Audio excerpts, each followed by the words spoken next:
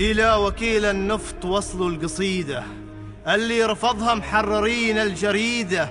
كل من سكت عن حق شيطان أخرس، في الدرك الأسفل من جهنم رصيده. عار علي يسكت واشوف المواطن مسجون بالأحزان والهم.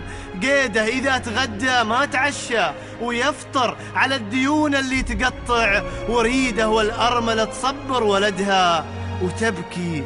بكره يا ولد تعيش عيشة سعيدة، واللي معه تكسي على قد حاله، والعامل اللي عايش على الحديدة، واللي معاشه عزة النفس مجبر يموت جوع وعاجز يمد ايده. هذا الفقير اللي تجاهلت وضعه وعليه بترول المصايب تزيده. وش ذنبه يتحمل فشل شخص همه كرسيه واستثمار يملي رصيده. راجع قرارك لا تضر المواطن، هو حزامك في الرخاء والشديد.